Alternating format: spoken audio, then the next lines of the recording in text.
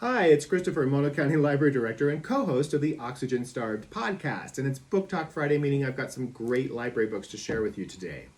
You know, a lot of us are understandably upset by events in the Ukraine right now, especially that humanitarian catastrophe of families ripped apart and fleeing for their lives across the border to safety.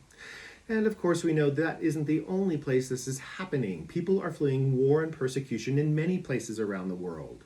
One way to understand the seriousness of fleeing your homeland is to read about others who have done the same, which brings me to my pick for the new this week. The Naked Don't Fear the Water, An Underground Journey with Afghan Refugees by Matthew Akins. This just came out in February to great reception, and let me read you a little bit of the blurb. In 2016, a young Afghan translator named Omar makes the heart-wrenching choice to flee his war-torn country, saying goodbye to the love of his life without knowing when they might be reunited again. Akins, a journalist living in Kabul, decides to follow his friend, and in order to do so, he must leave his own passport and identity behind to go underground on the refugee trail with Omar. Their odyssey across land and sea from Afghanistan to Europe brings them face to face with the people at the heart of the emigration crisis: smugglers, cops, activists, and the men, women, and children fleeing war in search of a better life.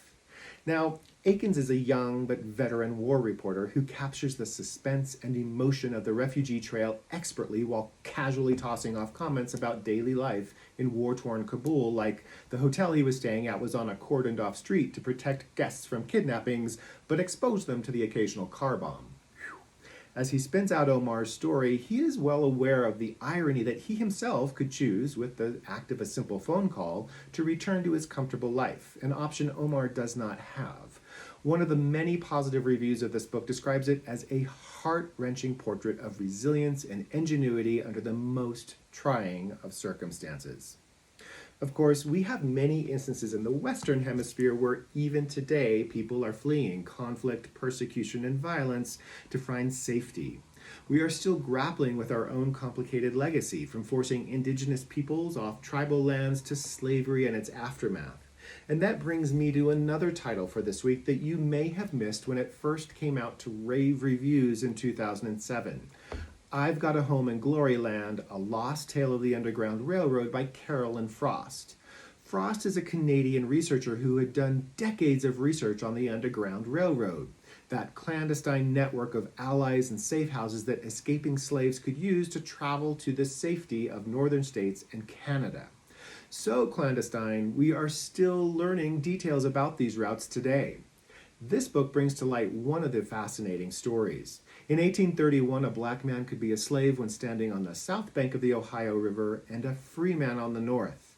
On the day before Independence Day of that year, young Thornton Blackburn waited wharfside in Louisville, Kentucky, with his bride Lucy, who was about to be sold down the river to the brutal slave markets of the Deep South. This would essentially guarantee that husband and wife would never meet again. But Thornton and Lucy, clad in their finest holiday-making clothes, had devised a brilliantly audacious escape in broad daylight. That's how the publisher describes the launch of this incredible true story of the early Underground Railroad that ultimately changed how Canada treated diplomatic relations with the U.S. over the issue of fugitive slaves. Now, the Blackburns died in the 1890s, leaving no one to inherit their story. It was Frost's excavation of their old home site that shed light on the true significance of their own flight and the many other fugitives they helped escape from slavery over the decades. Now, I also can't resist recommending another older title about fleeing conflict that came out about 15 years ago. Suite Française by Irène Nemirovsky. It's actually a novel written in two parts of what was originally intended to be a five-part novel on the German occupation of France in World War II.